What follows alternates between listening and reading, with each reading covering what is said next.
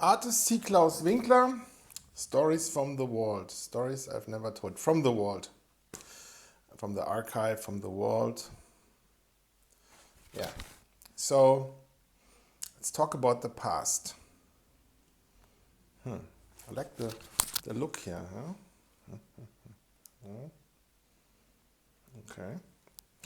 Okay,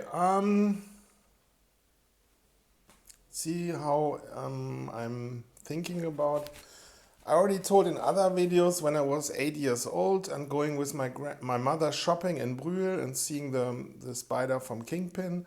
That was one of the first graffitis painted in Germany. Told that story already before in other videos. Then a few years later, there was like a little flyer from our art teacher showed us. There was like a graffiti meetup at the graffiti bridge, also in Brühl with the EGO, European Graffiti Union.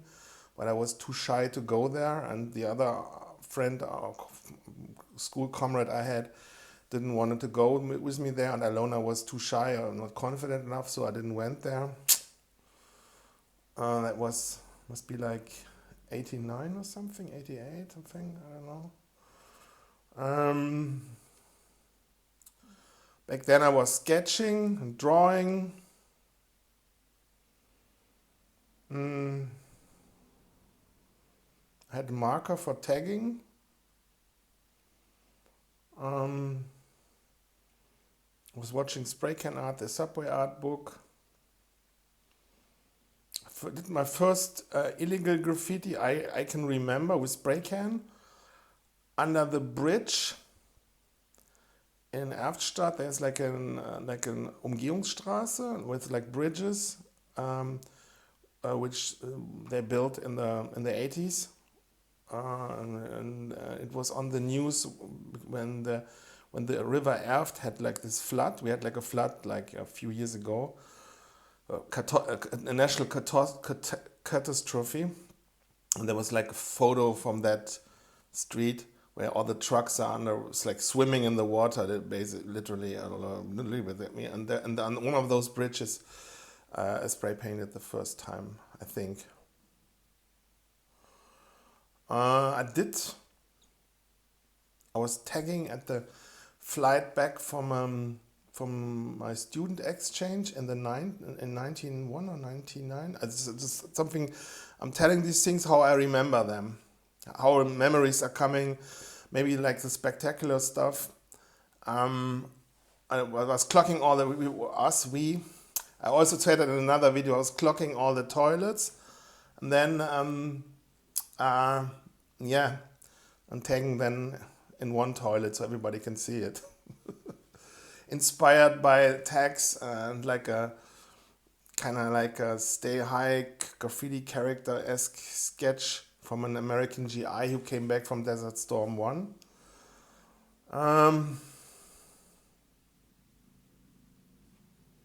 Stories.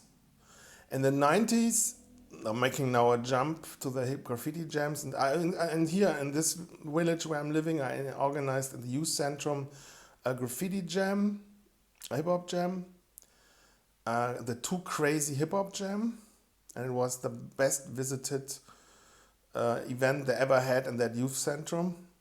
And I had like a bad feeling because they ruined their sound system, but they were like congratulating each other from the youth centrum with champagne, because always was sprinkling, champagne, but not like real champagne, because they were so happy with the event, how well it went, and and I organized it. I did the lineup. I chose everything. It was cool. Yeah, so that was a huge success. Also did like a graffiti magazine, but just one issue. It was with a friend together. Shout out to Andreas. It's called Out to Rock. It was called Out to Rock. It was like a copied. I think it was like 40 pages, like no layout, because it was like pictures from wall paintings. Everything we respected, we saw. We had like good collections with photos. We put everybody inside. We tried to Our approach was to represent how the scene is without any favoring anybody or being like politically like, oh, he don't like him or that. We were like really like, yeah, featuring everybody without any personal opinions or, yeah, we don't like this or that kind. That didn't matter at all. But of course, you can never expect something like that back from people, you know. But this is another story. Anyways, yeah, and that was like we printed like in a copy shop, 500 exemplars. It was black and white. I think we also did like a few issues in color, like a special edition. And I asked a friend from Mönchengladbach, an old school writer, Zinc, MAD crew for the cover, and because he wanted to have something on cover, and he had like a piece where he painted like flowers or something. We used that as the cover, and for fun we put like a cutout photo from like a German coupled swinger magazine that me and Andreas portraying each other. I think it was a fake portrait, of course, like as like swinger fetish people. They were like rubber mask, gimp style, anything just for fun, you know. That was going around. That made it onto Switzerland, all around not all around the world. I don't know. It was, yeah, and it's our, we're trying to give something into the scene, featured everybody we respected, and yeah.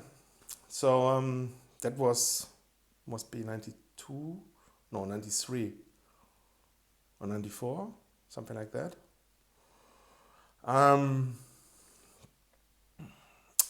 My first publication where I was published was in 1983. I was 8 years old in the Kölner Stadtanzeiger, a sea piece defending Germany in Europe with cannons shooting down the other ships, which are coming.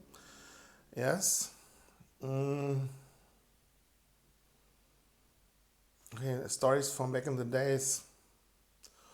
Yeah, back then it was huge when you were in the 90s, when you were on the flyer. Like when you were invited on the flyer as like an artist performing or painting, and it was like the greatest honor from that perspective. And you became, usually it was like spray cans, travel accommodation, everything, and then it became like not usual. And at some point, the first time I was invited was in '94 on the Nikolaus Jam in Bielefeld or Paderborn. I think it was Bielefeld at the Bahndam. I'm not sure. And from then I was regularly invited on Painting on Jams Live, and yeah, and I have like I call it flyer palm, which is like all these like VIP badges, but I stopped collecting them because at some point in the early 2000s, something like that, on the jams they started saying like, we didn't have enough VIP badges. Everybody knows you here anyway. Do you need a VIP badge? Because I was like basically then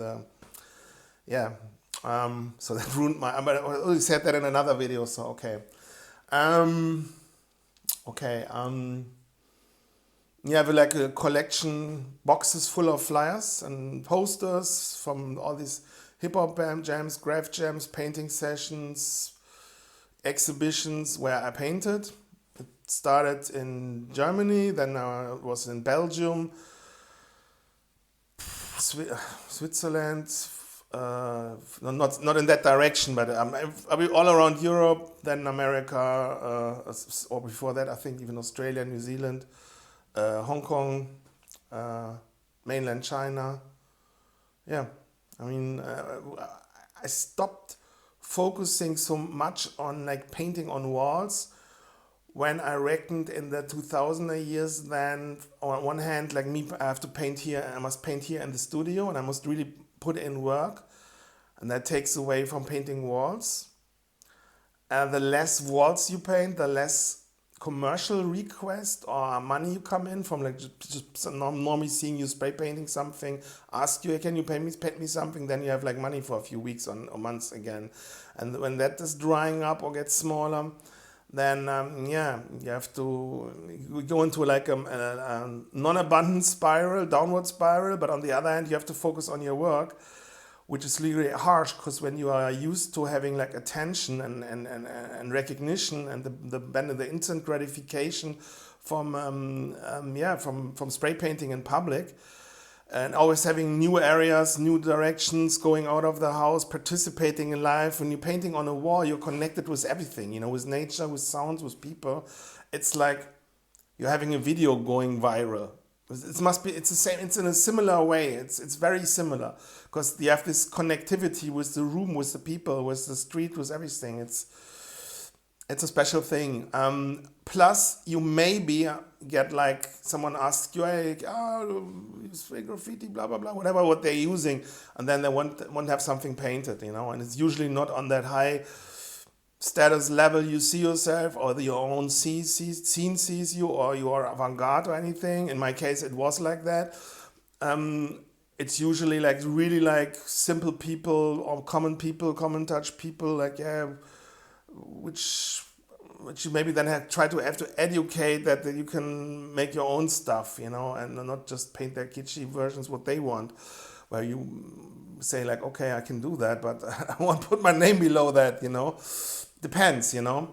So anyway, so when you're in the studio, you're like it's very silent, and then you might emotionally, you know, because you're disconnected from everything and you're very alone, and nobody's coming and giving you attention. So that's why also one reason why I was like then putting a lot of things online in the internet and everything. Also because in the 90s I was successful with my website. I had like a website, my crew colleague Next CNS was programming for me.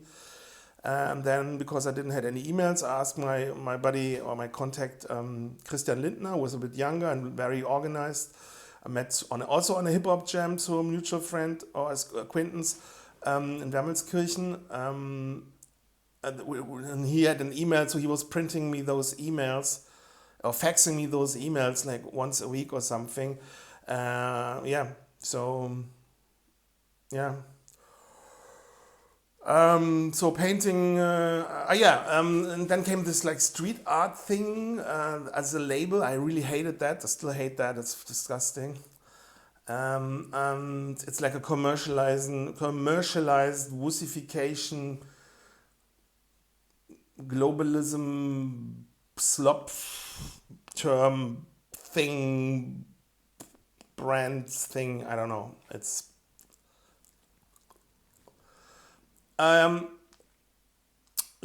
so where I said, okay, I want to associate with that term. So it was even more, I'm painting in the studio, I'm completely disassociating from everything. Of course, then you get like all the time I was getting like, every now and then someone contacted me for wall paintings or for exhibitions and stuff. Of course, the exhibitions were like all around the world. And then, in the mid-late 90s, I started to get myself sponsors, clothing sponsors. So for a few years, it was like normal for me to get like for multiple companies clothing. Because otherwise I would have never bought those clothes and I couldn't afford it. Also because I'm always eating a little bit too much, and when you are moving and not enough, so you need like large clothes. Plus I have like long arms and one foot is a little bit larger than the other, and I'm already like 1,85, 84, 86, 83 in Drehung, like sorry, almost like 6 inches or 6 inches in height or something like that. So I needed like large clothes. So a lot of those hip hop clothes were like really good from different brands, which gave me like a vigor appeal, if you would say. It's also for practical reasons. Stories from the past. It was always great to painting on hip hop jams, being invited, traveling to Italy, to France, everywhere. Then painting with the local friends, colleagues we had there, and then after the jam also maybe touring and doing a few walls here and there.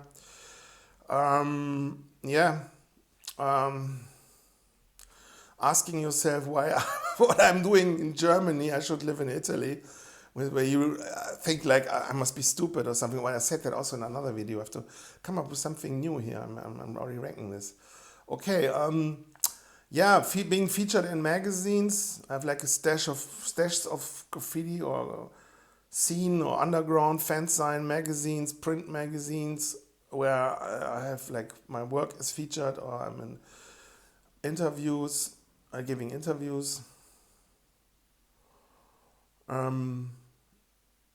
Yeah, it was normal on the weekend, like Friday or Saturday, or usually Friday. It depends. Driving with a buddy together to a hip hop jam or by train, bringing also your own spray cans and materials, and then being there the whole weekend painting somewhere, and then making sure that you're on Sunday evening you're back at home. Yeah, and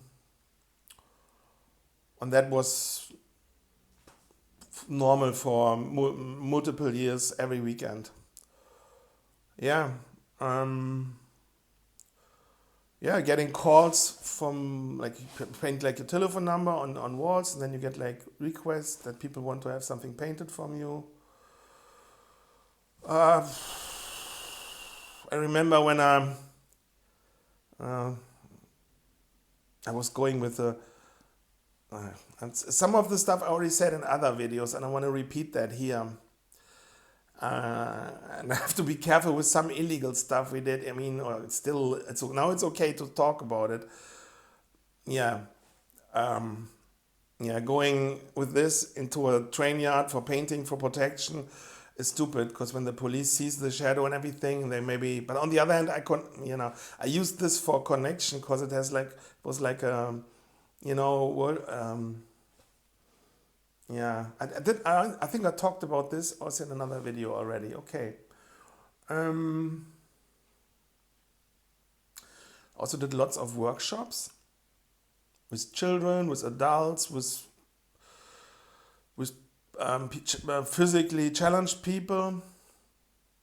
I remember I did one workshop with physical challenged people, and then someone in the workshop or on that compound then reckoned a photo of a wall I painted in New Zealand, Manly, decades before, or 10 years before or something. I was completely stoked. Like, I'm from that area. This is in Manly, Sydney. It's like, yes.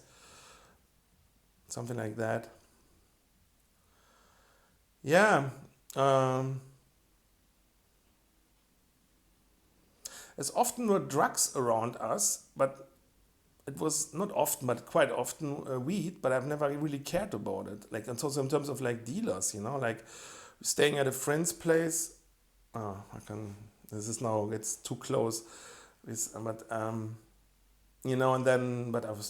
I was just focused on painting. That's the only thing which interests me. Oh yes, getting a driver to drive to Holland for painting, for example, in Holland. And what motivated the people here to have like a driver or like a graph writer who was driving, because they could then guide weed there and smoke weed there and stuff like that. And I was like, okay, well, great, I can paint. So that was always good.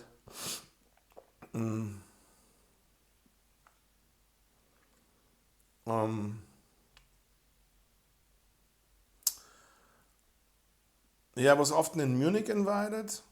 And in Munich, I was staying at like my homeboy Vince. It was like an old school graffiti writer king from Munich. He had like a flat or an apartment in the area around where the German museum is on that island there in the area. So then there was like a guest house, like a pub, like a restaurant pub, proper Wirtshaus in der Au. And there I loved eating a few times Kaiserschmarrn, as well as like corned duck with potato dumplings, or like flour dumplings, Knödel, as well as brown sauce and red kraut. So yeah, talking about our food now, it's okay. doing having sex with sex workers all around the world, and talking about this a lot, and educating your artist friends about that is also good. Or sneaking away, yes. Also because my art has like had in parts this aesthetic with like the sex toy, you don't know, thing, because I was like integrating all kinds of inspirational elements, and I was like getting this whole like, okay, they want this liberalism leftist thing, okay, F you, I give you leftist degeneration, then you will, you know, swing in the other direction, and 5D chess. So yeah, so and that and that made a lot of my artist colleagues appear very conservative and didn't want to hear what I wanted to say with all this like nasty stories and how degenerate stuff. I was fascinated by, but that doesn't mean you have to living it or doing it. It's a huge difference. But they couldn't handle wanting to hear that. Probably while appearing all the time, I don't know if they were leftists. I mean, in parts maybe, I don't know. You never know if they're leftist or something. I don't want to talk something into it which wasn't there. I remember one time we went to Frankfurt, and we met like one of the Frankfurt kings there. He showed us the city and what he painted with his tags, and he has bombed the whole city. And then in the end, we understood that it was he and we just saw one name, but he also showed us all the other names on the same spots, which also were from him. It was like ridiculous how much he did. And he inspired me also early on. But interesting that often you're inspired on an unconscious level. And you don't know that you are inspired by them. I had like interesting situations with police officers all around the world. From smoking weed with them while painting. That was in San Francisco. Getting a blow connection from in another country. I'm not saying the country. I told this story already, where the police officer also had like a black book and stuff. And he just promised me I shouldn't tell about this. I mean, I'm not doing, you can't. Anyway, and there was like a little bit semi-jealous, because I was like, okay, he's influenced by me, but he's also influenced from a friend, from both of us, he's more influenced, and is that now good or bad, which is like also interesting. Any stories from the 80s? Yeah, I bought Isodurk spray cans in the late 80s. I think it was Isodur, and I think I bought them at the Extra Baumarkt. Extra was like some kind of like Baumarkt, like Home Depot. And then buying or getting L'Oreal caps, like for hairspray. And then I was going into the pharmacy and buying needles, and then heating up the needles and putting them and making the plastic part go away, which is on the needles. And the heated needle, I was then like with the fire, and then you're putting it into the cap. So, and then when you were spraying, you had like a thinner line, but it created like also like a little dust effect around it or something. And then I remember my mom at some point was going through my stuff, like moms are doing, I guess. And then she found the needles and stuff and wanted to know for what that is for and stuff. And I was like, oh, this is for spray painting, graffiti, la-di-da-di-da. Yeah. And those spray cans cost 9 marks or 9 marks and a few cents. I had like 5-6 spray cans or something. And I didn't like stealing, because a few years before I was caught stealing and putting off a probe a diskette, which is like some special pre-CD or pre-DVD thing to save computer games on for my Amiga 500, and I was in the city in Cologne trying to get that free diskette, which was in the newspaper magazine, and they caught me for that, which is like really stupid. And then I was like so ashamed and felt so bad about it that I didn't want to steal anything. It was yeah. I still have a sketch where I was sketching Nuke Baghdad, my political opinion how to behave with Baghdad. When I was at the student exchange in Miami in 90 or 91, I wanted to have them go with me to check out graffiti and buy graffiti books, but all the books we got was like spray can art and subway art, and I already had that. And I just in Miami, I took a photo from far away. No, and my godfather was specialist for gang tags, and I remember there were like two large gangs, which is not necessarily have anything to do with graffiti. And there were like two large gangs called Sare as well as Overlords.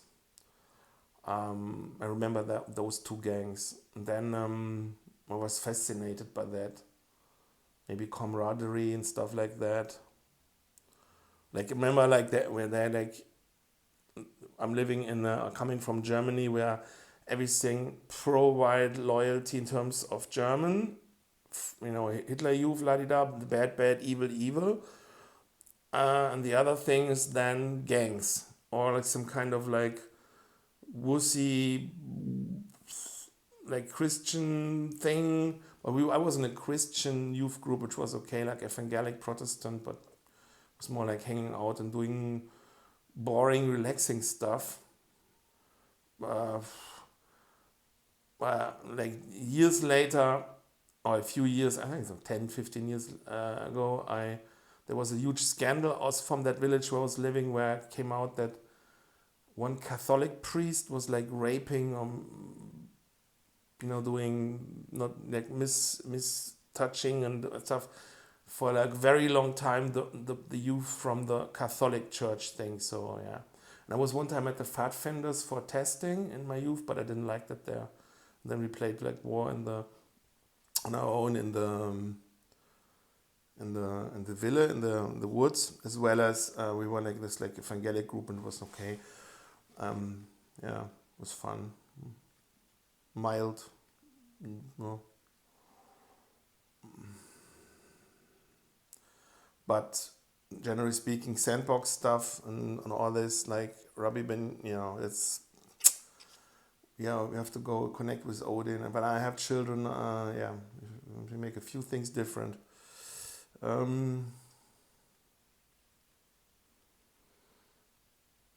Of course, keeping them away from hip hop, because this is like all basically anti-white, anti-white culture, anti-European propaganda. I mean, I can see how it's used these days, And now probably we know why they allowed everything like all like this, and also with graffiti and everything. They kind of used this to help to prepare the West for the replacement. Yeah, but let's try to keep it. I try to reflect on the past. Hip hop jams, painting. Yeah, for me it was normal to travel to all kinds of cities and countries, painting their walls, and then after a few years or months painting there again.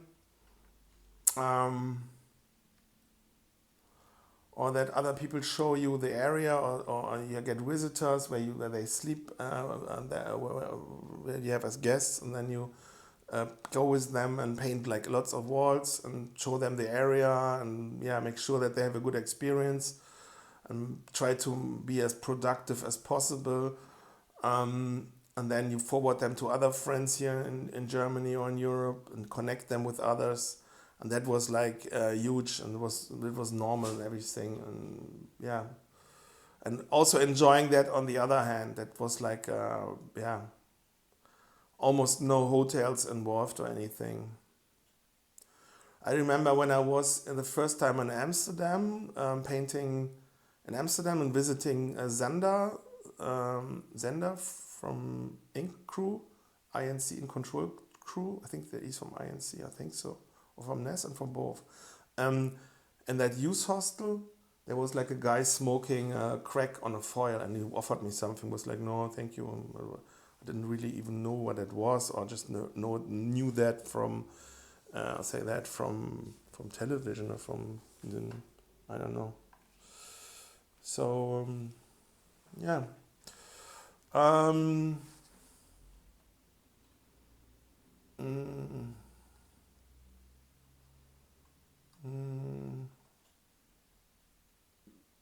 mm, thinking about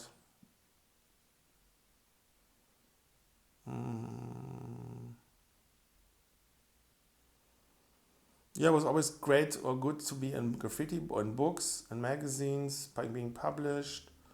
I remember I was one time giving an interview in Chicago at public radio. I was interviewed in a radio station in Chicago.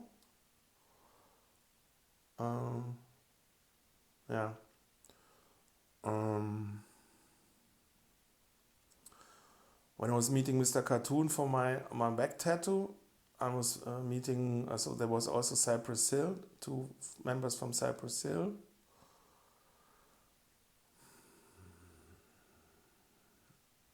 And then later, when they were in Germany, I was chilling during their performance here with Eminem. I was sitting on the stage and yeah, listening to my favorite song back then, which was Lowrider. Um, yeah.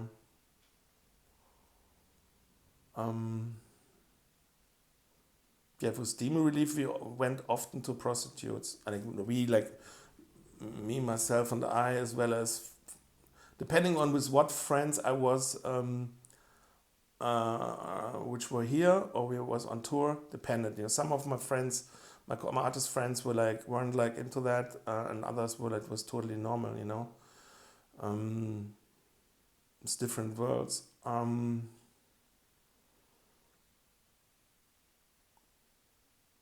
Yeah, and we painted like lots of walls where we like everybody painted next to each other. Also painted like huge walls with scaffolding and with ladders. We have like that they called them murals. Mm.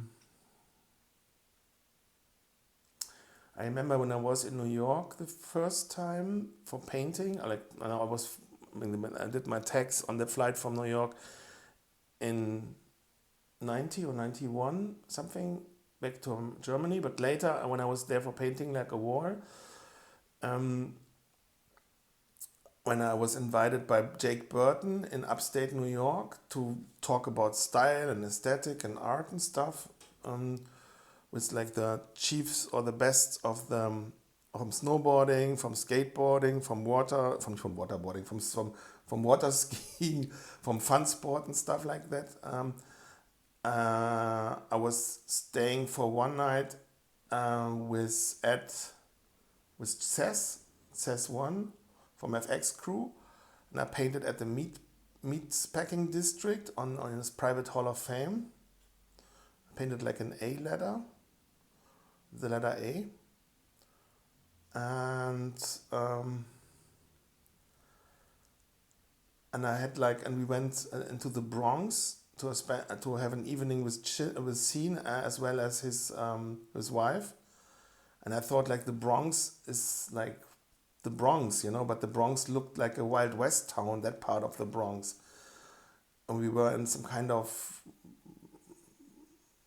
from my jump perspective, like hillbilly not white trash, but like white hillbilly billiards bar's place or something. I remember that. And we also had I had like lunch or in the morning, like with milkshakes and everything in a diner, very American.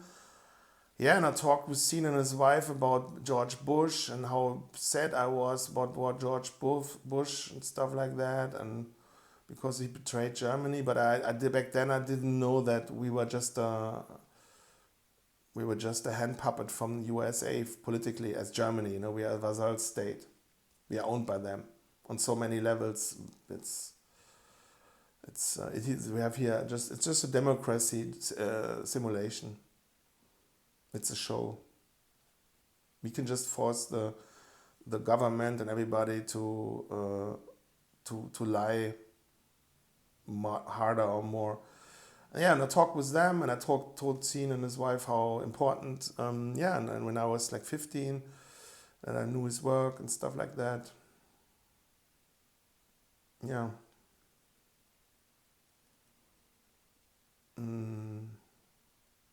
The intention here is to come up and talk about things from how I memorized things from the past, from my own history. I had a postlager card in Lechenich at the post office there, where I went like one times a week or every 2 weeks to get to check the mail. And then I was like, it was really like anticipation, and then sometimes like the post box was full with like letters from all around the world, and it was like getting pressurous. I don't know. It goes way beyond when you would get money or anything, because you were like connected with the other artists all around the world, and were getting like photos from the others, or magazines when they printed something from you, or sketches, or sometimes they were sending you caps, like nozzles for the spray cans. And sharing photos from other artists, which work you liked and which were hard to get. And you also like it was always like I was forwarding your own work as well as the work from other people, always in mind that you want to impress the others you're forwarding stuff to support them and also give them something positive so that they are up to date with that mindset. And that meant going every week as a daily ritual, every few days going to the local photo development shop and then developing the films, and then getting certain photos filmed or taking photos from photos.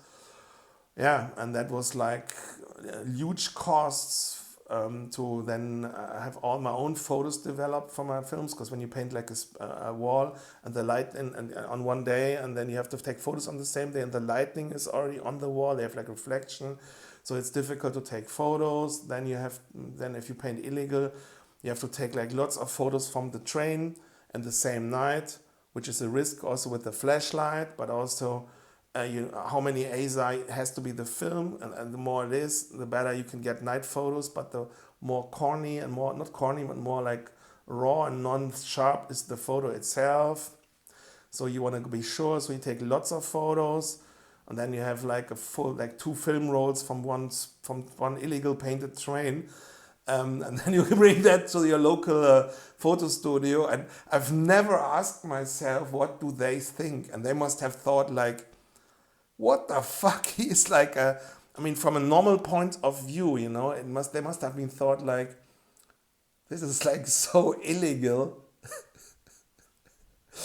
I'm bringing like business, like I'm like developing films like nobody else there, I guess, as a single person, bringing always new films, also bringing photos, which they should then take photos of.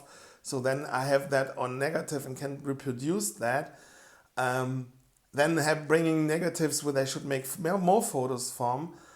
And then lots of spray painted trains and film rolls where it's obviously the one who's giving the film role, spray painted that train.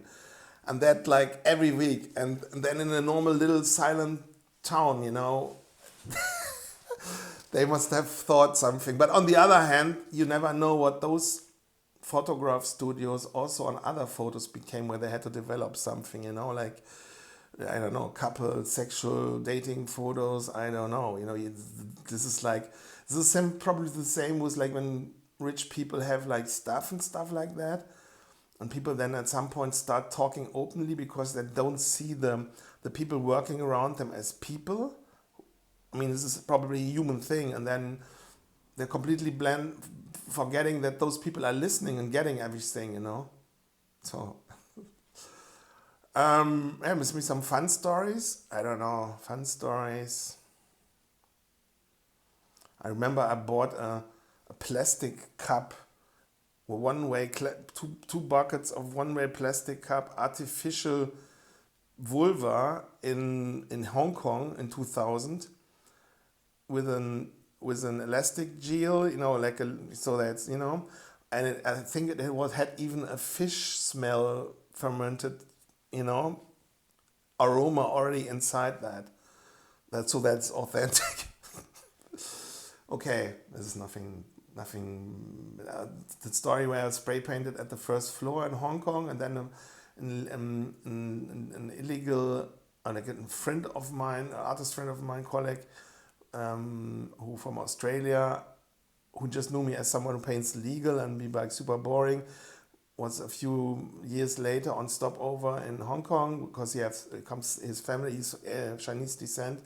Then he checked the city, and the only graffiti he saw in the whole city was my tags in the first floor of the building, and he thought like, what the fuck? He was fascinated by that. Yeah, other things which are fun. From a few years ago, I was in Bad Neuenahr somewhere, like in some area here, and then I don't know, roughly 50 kilometers, 30 miles away from here, 35 miles away, in an area where people can go when they are recovering from a really bad sickness or something. And I was going with my mom and with my ex-girlfriend. My mom was there in Kur, say like it's a recreational tradition thing, which called Kur in Germany, Kur.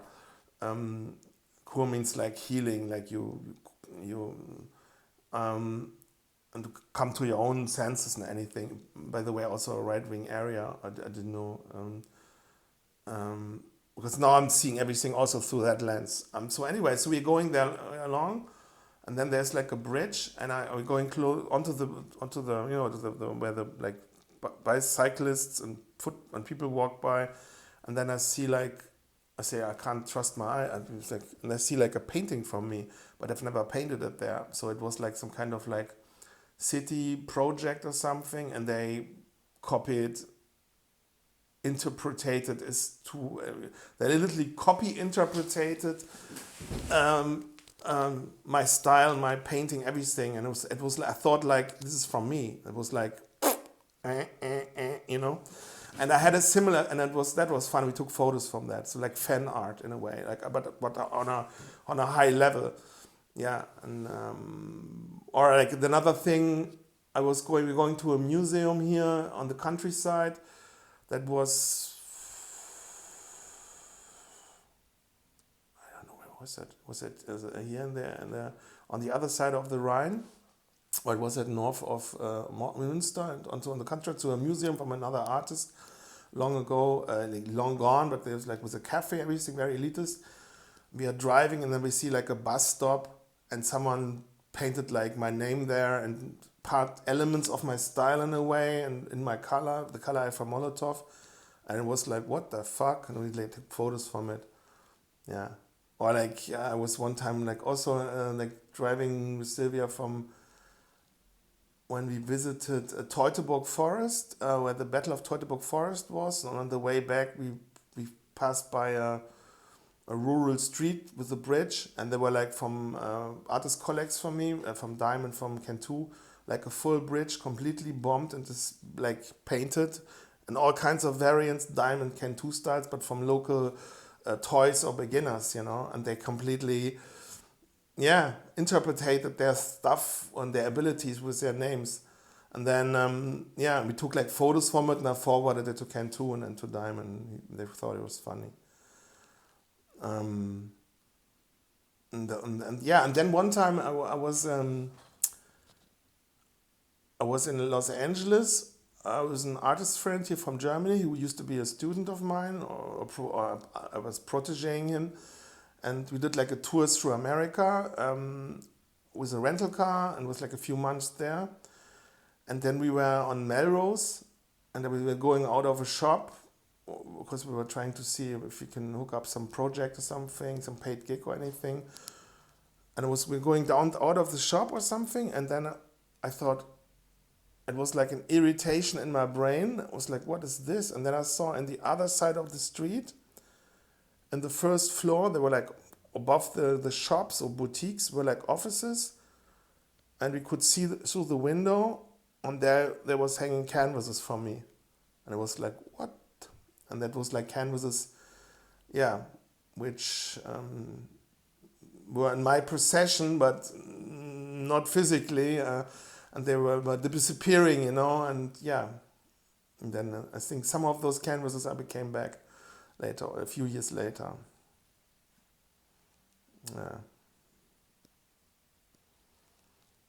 Those story with the hoodlums in Los Angeles I already told in another video. Let's talk about 80s.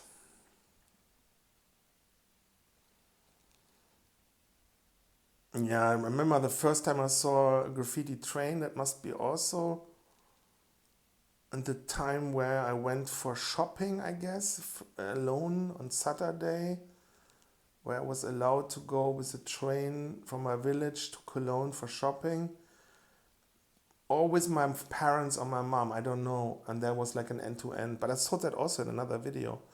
And that was interesting because it is an authentic perspective for me, being a normie, not understanding what I'm seeing. That's interesting, you know, because then when you are, when it's like with the blue and the red pill, or when you are like J pilled or anything, and you know, what normies describe as Verschwörungs, you know, what as conspiracy theory, which is like a term from the think tank, from the CIA, la di da. It's all, but you know, it's like what the NPC normie thinks, the sheeple. And it was like from before I knew what letters are and abstract and this and that. I could read that and understand what it's there. And that was like an interesting glimpse.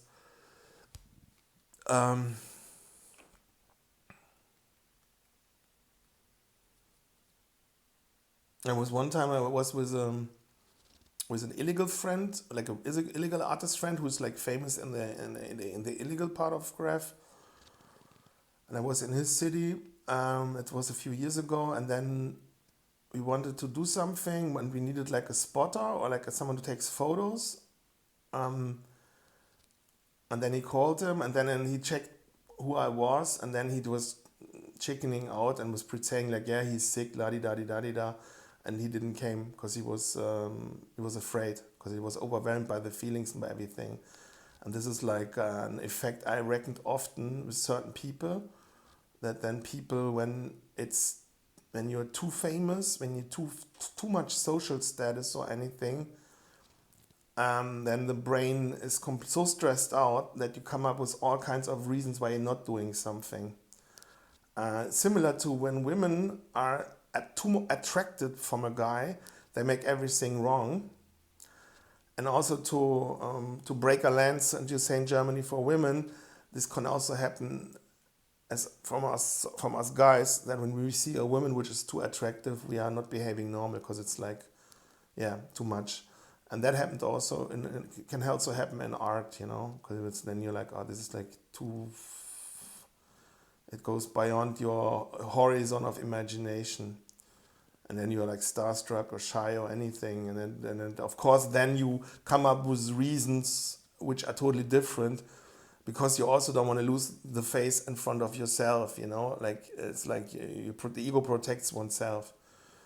Yeah, and it takes some time to reckon that from the other side.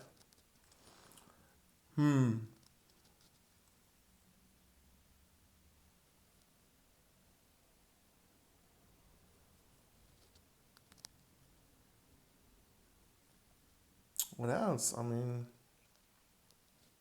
we should talk about rumors around me or gossip people were telling. Mm,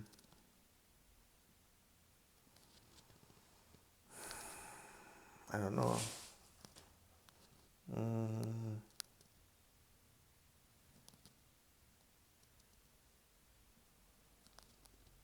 I remember when Henry Chalfant gave me a version of the book Spray Can Art with a dedication to seek a king amongst kings. With also he had also some kind of tag, and we talked with him and he did like photos. Also with my comrade artist collect Dime, and that was when we were exhibiting in Oakland.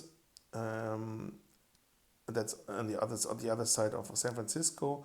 That was a huge thing or a huge compliment, and yeah. And when we were painting in at the tribal headquarter in San Diego, Lincoln Park was doing the barbecue or the grill um, when we were painting there.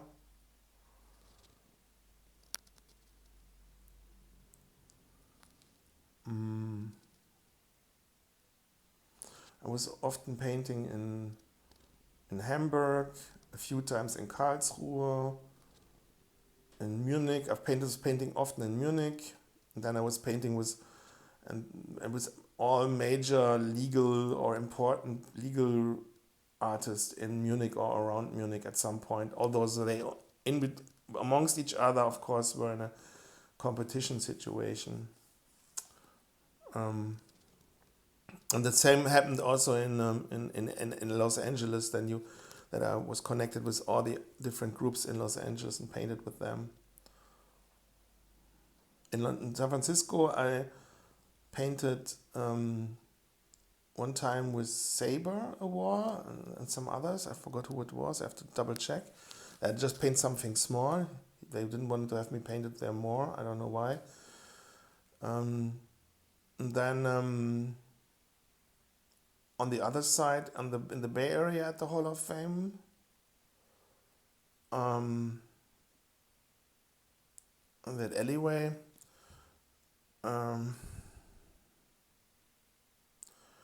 as well as the wall I painted on opposite to big city lights, where the Cheesecake Factory is. It is Soma Mission District, that direction. And that wall I had chosen for myself. I was like going around and trying to get walls, and it took me like a few weeks to going around asking wall paintings and yeah, trying to get walls. I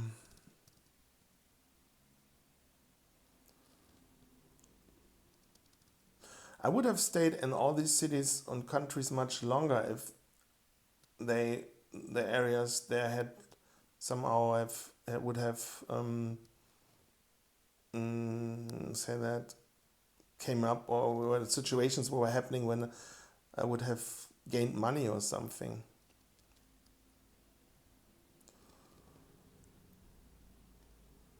Yeah, it's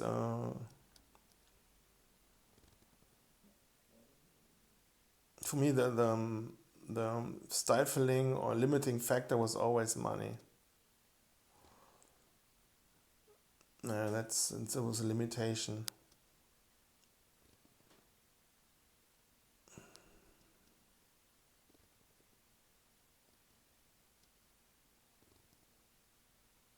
Painting trains in Italy was fun.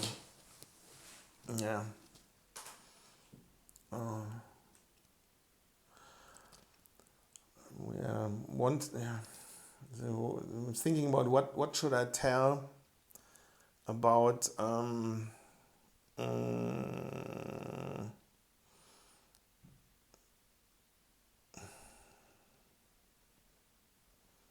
Oh yeah, when we were in Minsk on the meeting of styles and we wanted back, there was something with our flight back, and there was just 1 or 2 or 3 flights going back from Minsk, from Belarus, from White Russia back to Germany, and there was like a huge airport, but there was just one gate open, and the whole thing was closed, and there was nothing going on because nobody was flying there, and maybe just one plane a day or a week or something. And then the airport was closed. It was like a building which is not used anymore, and then we had to stay for a few hours somewhere and then go on the next day or something. That was crazy, going through and around that huge empty or non yes airport where nobody, and then the heads in Minsk, the police had like huge those Soviet style uniforms, but the heads were like much larger um, than usually. It was like, I don't know, let's say like this classical Soviet hats style, and but then it was like this, like it was like almost, it was like, I don't want to say anything negative about that area. Maybe that kind of bites me in the ass later on, so I'm like careful in how I say it. Yeah. Um,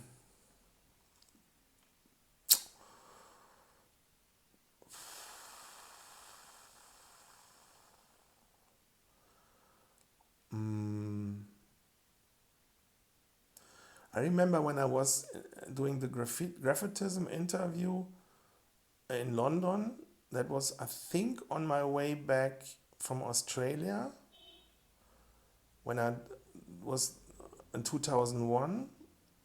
I went on to New Zealand, then to Australia on the 11th September 2001, which is interesting itself.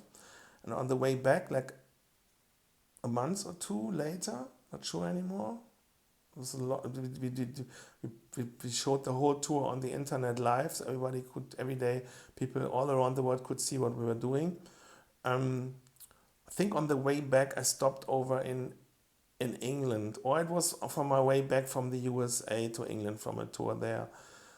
I did an interview with Ephraim Weber from Graphitism magazine, a POC interview, like very fashion style. And then, yeah, I was like unhinged, full on, non apologetic for World War II. And then he kind of was trying to mince my words, and I said, yeah, but it was about a special unit which inspired me also for painting, for my mindset in painting. Yeah, but it's just the best just uniforms in the world from a fashion point of view and stuff like that. And then also the interview later, Shock One said like, oh, this, you can't write it like this. They will hate you for this when you say it. And they were like completely like mincing my words and making everything much more liberal and because I was like really unhinged. Yeah. And anyway, I was then, we were like in a pub because I asked to eat something typical English. So there was like this stuffed something dish we were eating in a pub. And I was also seeing their office from Graphitism magazine. And I remember they had like a computer with, he had like an Mac computer. And he had like the largest amount of folders on the computer, and it was like completely not right to have a computer like that. And I was like, oh, I help you, and I was touching something, and then the whole thing became like a full-on chaos and turned down, and I was like, oh no. And I felt really bad. So, but they said it's okay, and yeah. Now I was chickening out because they wanted to give me the cover story, and I didn't want that. I was like, oh yeah, because of the crew and this and that, and yeah, maybe I was afraid of the success or something. I don't know. Also afraid that haters will be like, oh, SEAK, he thinks now like that, yeah. Mm.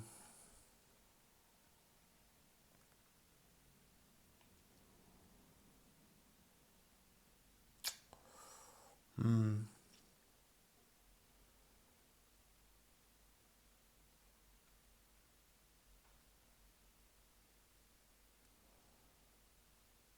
I remember when my father found the spray cans when I was young. I had like under my bed, the whole room was full with spray cans. It was like under the couch, under the bed. It was stuffed with spray cans. And then when my father found those spray cans, he flipped out and he threw all my spray cans. I came home from work or something. I was doing an apprenticeship as an energy electrician. Or I was like painting somewhere, doing something. And I came home and I saw on the street in front of the house, everything, all my spray cans were laying over the street, as well as my Copic markers I had, or I still have, those like expensive design markers. And they were laying there for hours, and he was like freaking out. And then I had to collect them, and he was forbidding me to put them inside the house. And then first he didn't want me to spray paint. And doing this as a job or future or anything. And also he was afraid of me getting cancer, from the spray cans.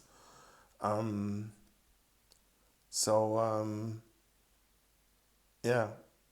And then I had to come up with a solution. So I carried them to a friend's place where I could store them in a garage, feeling really bad that I had to storage something like a school comrade from back in the days. And I could store my spray cans there, and I felt really bad about it and stuff like that, which wasn't a big thing or something, but it was good that I could store them there, but it was also,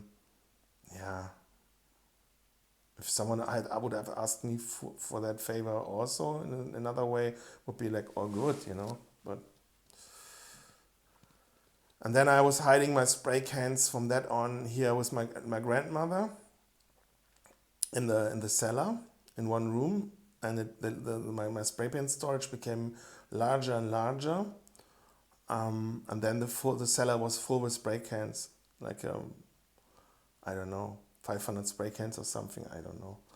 And then my father, when he was here at my grandmother's, he was like, okay, he wanted at some point check the room for something. She was an engineer and stuff. And then my grandmother was pretending like she forgot where the key is and stuff like that. Pretending like she, can't remember and stuff like that. And that worked for a couple of years till my father became suspicious.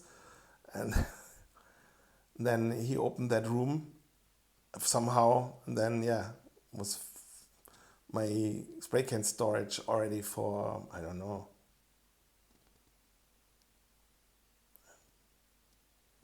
guess 3-4 years or something. So my grandmother lied for me to support me, and I was here all the time, also sleeping over when I was in Cologne, sleeping here on the couch, as well as and then she had a visitor here and everything, and contact, must think it like that, yeah.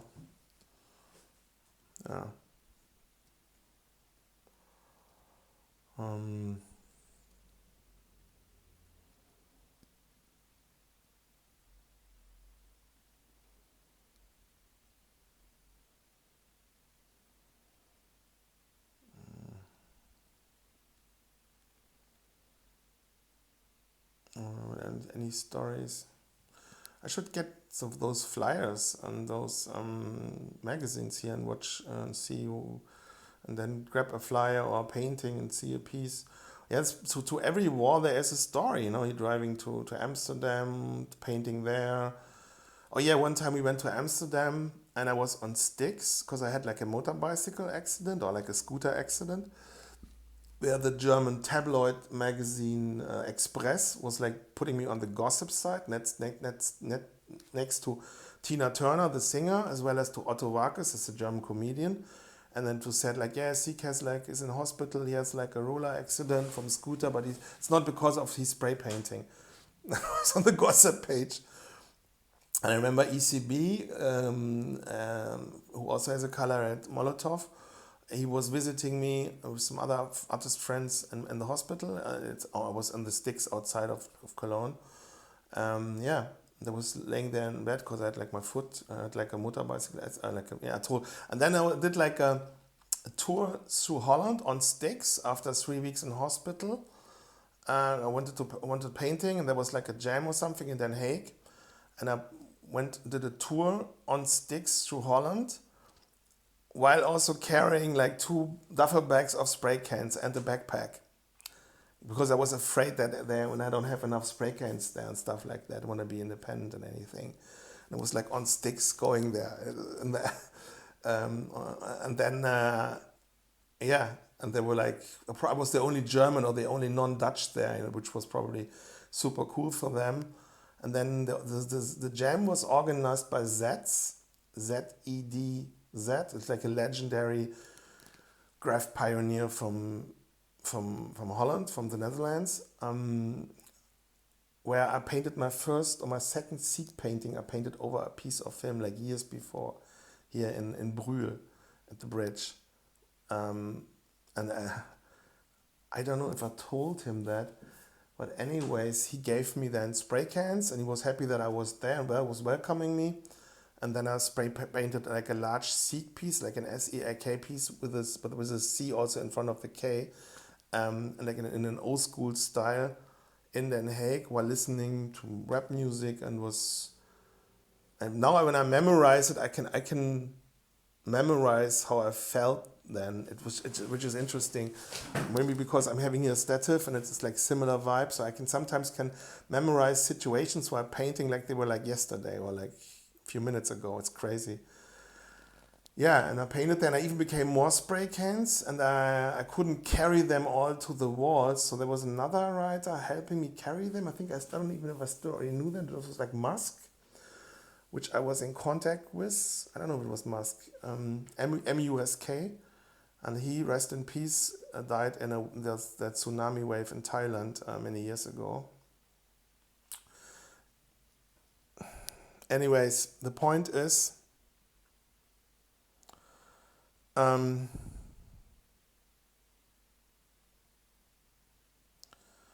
was on sticks, and I did like a tour on the sticks through Holland. Yeah, and me and Musk, we went to the on Schellingwoude Bridge, which is like this graffiti Hall of Fame, another bridge, a little bit outside on Amsterdam, in a shady area. There's a tram station, a tram line goes there, and we wanted to painting there or something, and I was on my sticks and everything. I had my camera with me, and I also had it's just completely ridiculous. I had my Mauser with me, my Luger.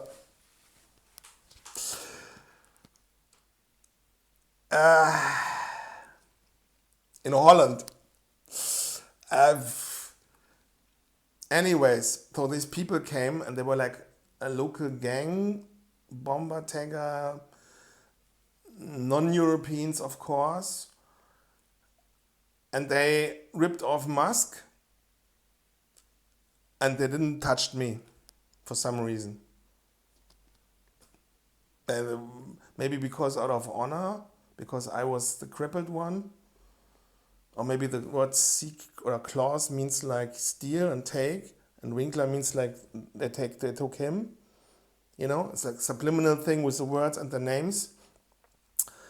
And then they were disappearing, and then I think, I must have already had the cell phone. That was new. And then I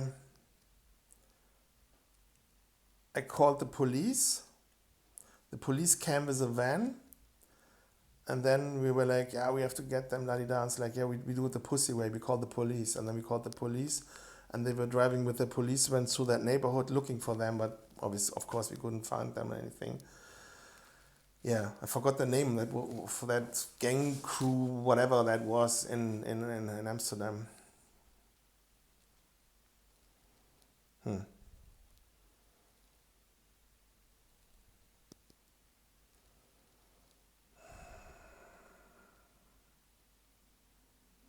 That must have been late 90s.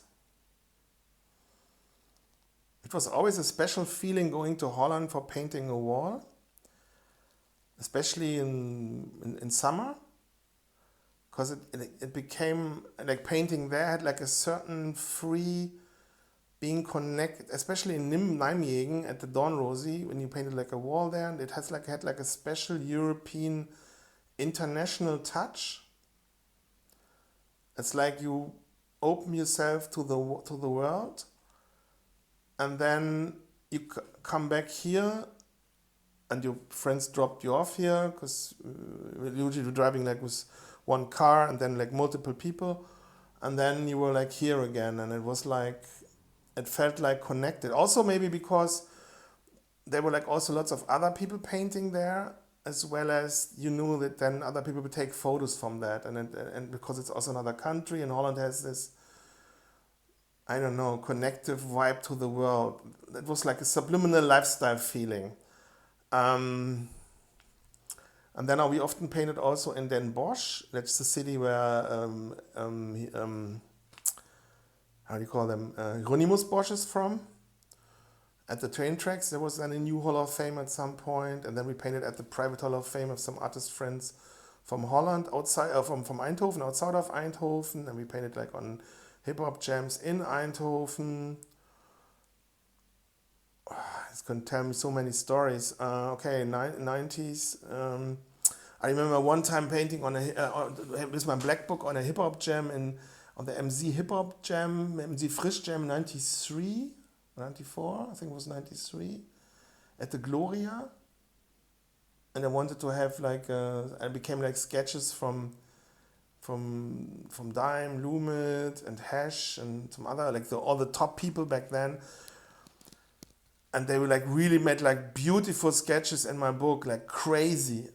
And then I had like a friend who brought me back into graffiti, and he was like from the old school, from I would say first generation.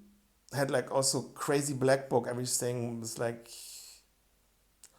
And then he was like, those sketches are too good for you. You don't deserve that. You can't value that. And then he took the sketches out of my black book and took them for themselves and just left me like, I think, one dime sketch or something out of my book. And there you go. Maybe also an effect of Claus Winkler, you know? I mean, in every situation we are in, our name steers also the other people on a subliminal level in some way or shape or form. I'm not judging here anything, you know, because the problem is the moment you judge something or you value something in a positive or negative way or whatever way, you completely interrupt the possibility to go deeper and to go into the level behind. So so the question, what I observed is that all names are words, thought, expressed indirectly, are consciously or unconsciously are influencing and steering the other people. And my theory is that you wear your own name on certain words which are you connected with yourself in your face, not in your face, but like around the eyes, because those words, the interpretation of your name, this is how you see the world and behave or act or however, and then that programs the little wrinkles and everything in your face, this programs then it's like a code or like a uniform or like a signal which you then giving into the other people. Yeah, and that's I mean, it's probably get used by that's used in advertisement and everywhere, you know. It goes even so far that people, because there's like this one layer, let's say like you have like the name of a character in a movie, which is also art. We're talking here about art, which has a programming effect. But everybody watching the movie knows also, consciously or unconsciously, the name of the actor. So the name of the actor with those letters and those like 2-letter words inside that name, or at least 2-letter words, but also more, is then on the second level programming people, and that is steering a certain behavior and thought pattern. And that is also, on purpose and basically planned in from the makers of the movie or something. So, and that goes also for other kind of other things. In every city, in every country, when you paint it like on a jam, like jam is like when there's like graffiti writers, breakdancers, beatboxers, DJs, like 4 elements or 5 elements, DJing, rap, beatbox, spray painting. Did I forget something? No, 4 elements. Beatbox, rap, breakdancing, or called, originally it's called rocking, it's not called breakdancing. And then graffiti, that's it. Or spray painting or whatever. And those jams were like huge, and they were like, at some point I remember it was in Heilbronn when the organizers said, we can't give you money they didn't, this amount of money for the graph writers who painted there, for the, I don't know, they were like really low on the budget on gas money and everything. And each could just have 1 pizza for food or something, and then they were slipping out, because like Massive Töne was like a rap group in Germany back then, and Absolute Beginner was also a rap group. They both each other cost like 4,000, I think it was euros or something already, and that's why we can't afford this and that. And it was like, oh, interesting. And then we kind of like because all the important people back then were there on that jam, or like a lot of them. So we all connected, and then we said like that certain people in Germany from this day on should charge like at least $400 or $500 for appearing on a jam. And from that point on, those jams were the season of jams were gone, because then no more large jams where lots of the famous artists, writers were coming and being on the flyer, because then they wanted money, or they just came when they became like a little pocket money. And then that kind of killed hip-hop or hip-hop jams in a way.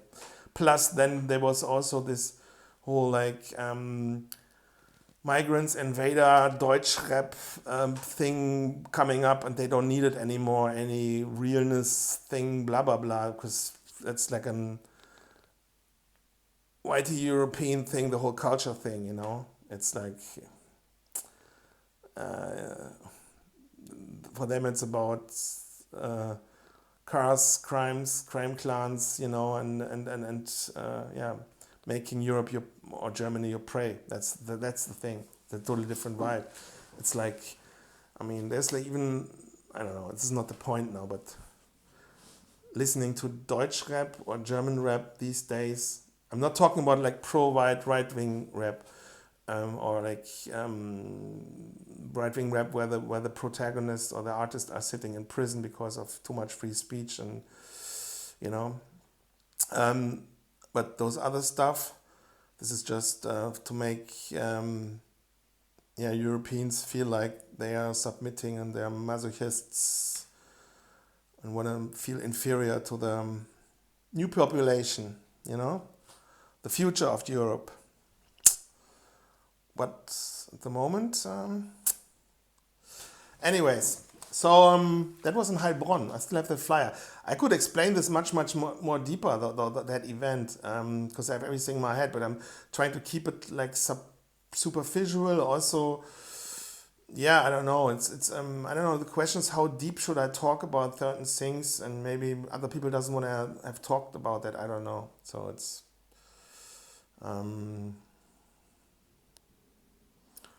I remember when I had to go to police for a wall we painted in Munich, because there was one guy that was still on sticks, walking on sticks, and I did paint it like on a jam in Munich, and fire at Feuerwerk, and I think I talked about this, but I thought I talked about it in German, and one of us Probably, I don't know. I was so many people, I can't tell you. Plus, I was on sticks. I couldn't walk, peg on a ladder. I painted like Helmut Kohl and Hannelore, and Hannelore was pegging him in a bathroom, and in the behind, and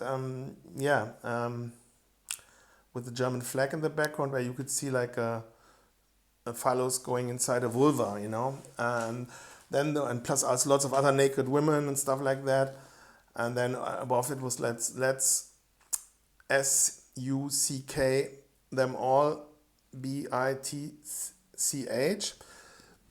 and that created like that the state Staatsschutz, the state protective police, did it like house raids and stuff like that all over Germany, because there were like so many people involved on that war, and our writing warrants, and I had to go to the German police. In the end I shouldn't have gone because it was not from the attorney or something, and I went there because I thought I've never was there, and it was like funny, and I called this Antrittsbesuch from the local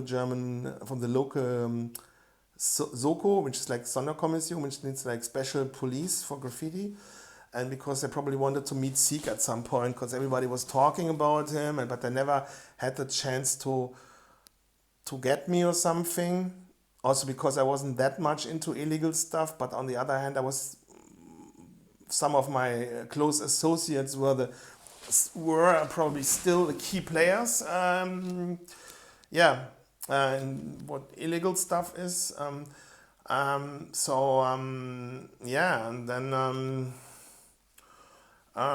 then I had to go to the police, and then they were like, blah, blah, blah, and they showed me the photos, and they loved it, because they had it also hanging in their office, because they were like, everybody hated Helmut Kohl, because he was basically selling out to ZOG, If you don't know what ZOG means, it stands for ZOG, and Google it up what it means. It describes the Western world. Yeah, and Russia is also ZOG, by the way. They're trying to ZOG also now, even North Korea, because they want to make it more look like Africa, because they want to mix everybody.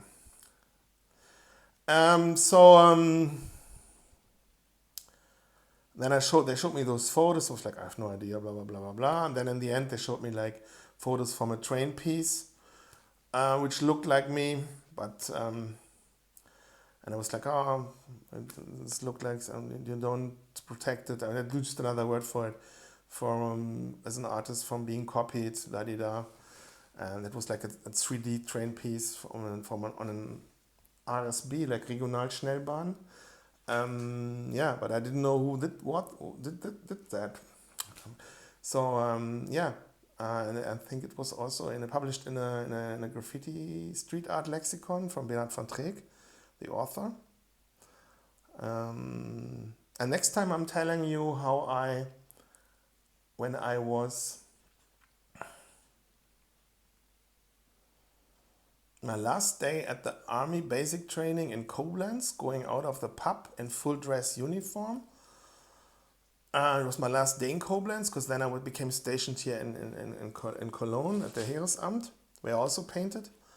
And then I went outside, and I saw on the rail banquet on the other side of the street there was standing a train, and I was looking, and I said, oh no. And there was like a train piece in 3D style, which looked very similar to what that police officer on the photo said. And it was still running. I mean, that story was before, it was a year and a half before or after.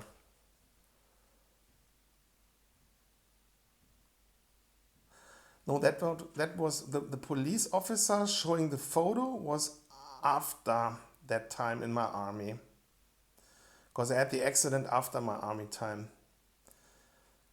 So, and that was before, when I was on the last day on the army and going outside, seeing the photo, and then and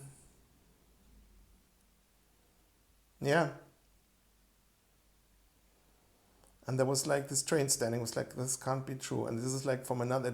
Koblenz is even in another like state of Germany. It's not even anymore in it's Rhineland-Pfalz, And this train allegedly was painted not in Rheinland-Pfalz, in this part of Germany.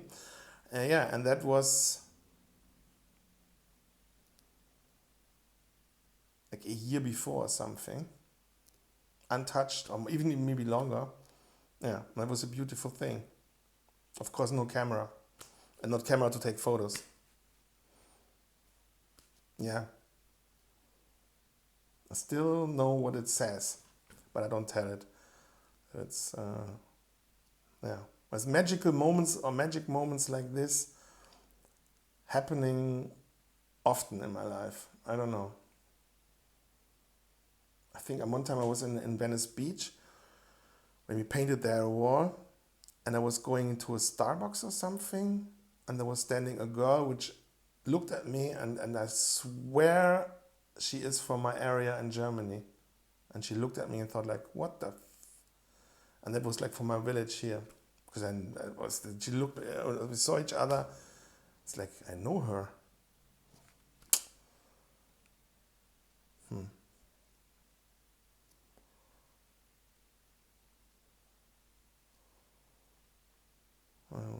Any other crazy stories? When I was in Los Angeles one time, second time on, we just entered there and was standing at a friend's place, and then we went to, wanted to go a little bit tagging with my artist. I was staying at there were like lots of, I can't tell too much because yeah.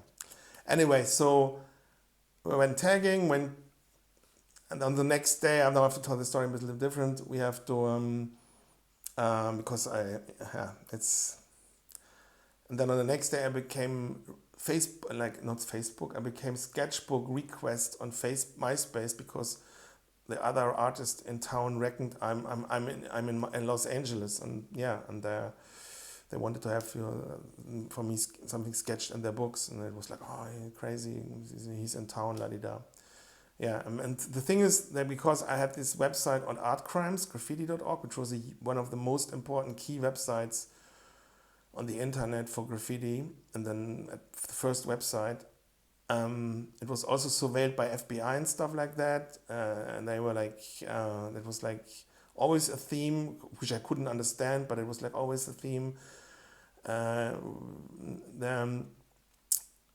Most of the viewers I had, or the fans I had, were like from America, and then Mexico, and then Germany, or England, or some other countries, and then Germany. That was early internet. The later German finance minister Christian Lindner was getting my emails and then faxing it to me one time a week or every 2 weeks or something.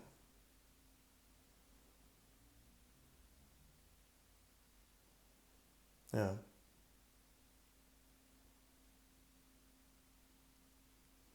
When we were exhibiting in Oakland, we had like on the exhibition place where we also were living, there were like machine gun waves in the metal door. And there was like a woman on the other side of the street, like a POC woman, I would say third generation crack babies. I don't know, this is disrespectful. It's a different vibe. But it's definitely crack, but also they were like, oh, you're from Germany, cool, this, that, and that. Yeah, we were like pretending to be shy, this, that, focusing on work. Yeah, that's Oakland. On the other hand, were yes.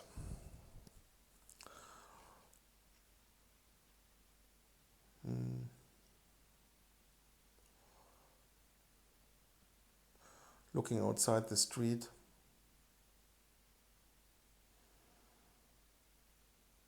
I don't know.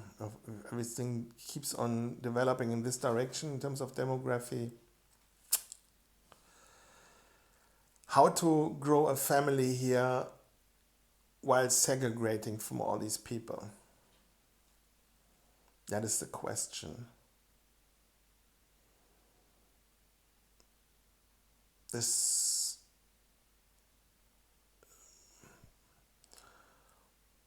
by any means necessary.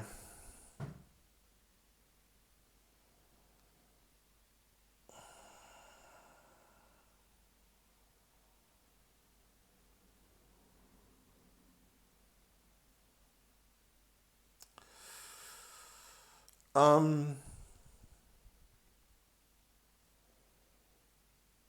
I knew also when I was a child, I learned about Henry Morgenthau plan and all these other plans that are now running on us,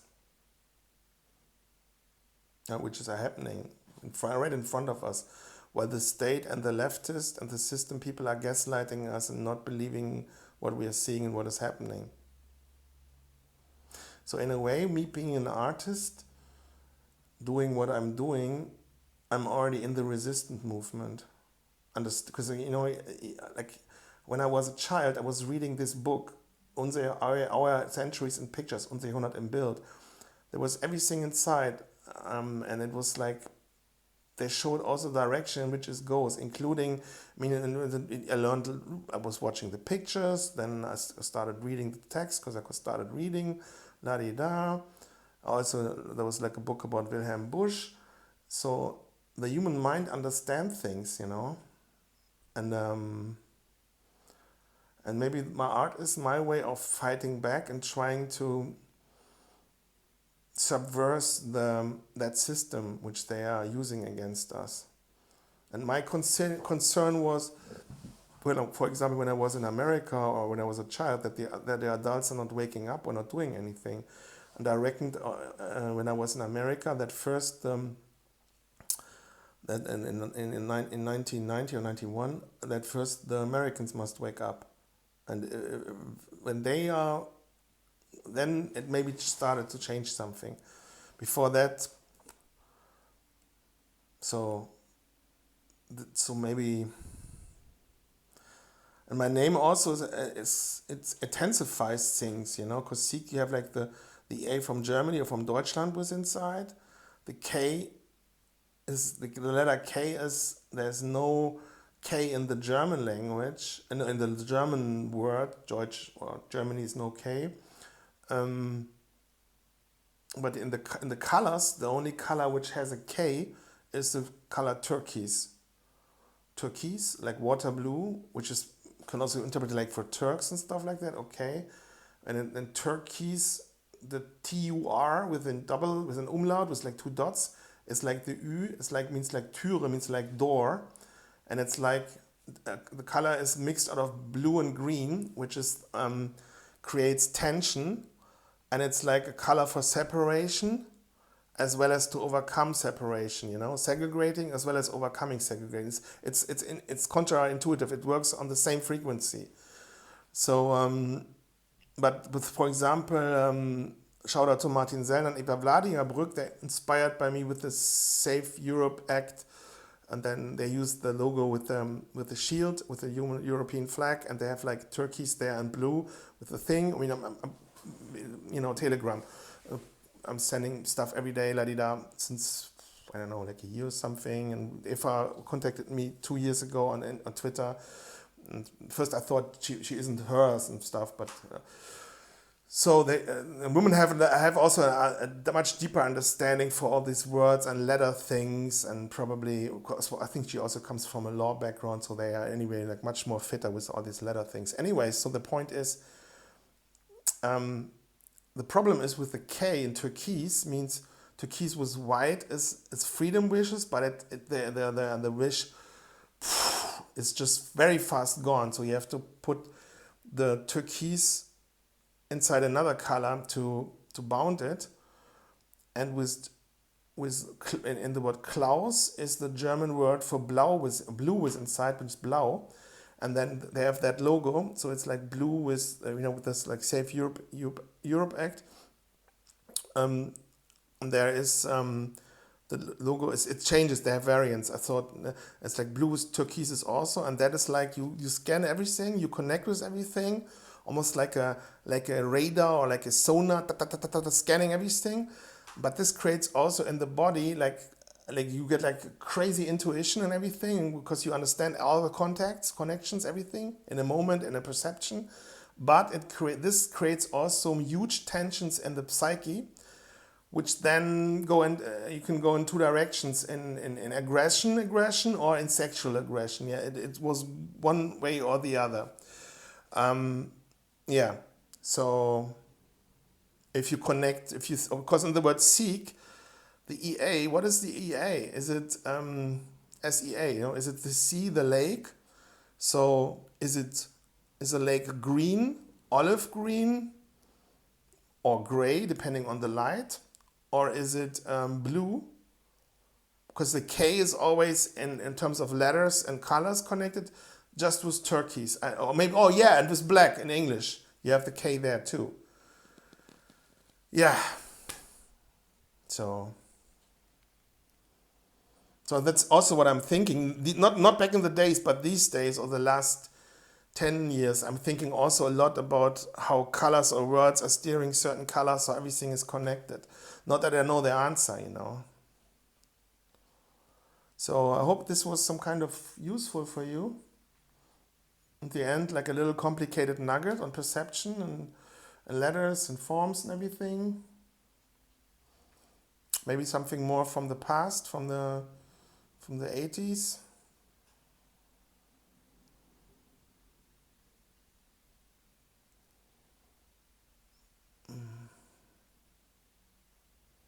Yeah, see you in the next video. Thank you for your attention or for your support, for your interest. You know what you do. Yeah, thank you for supporting me. See you. Bye.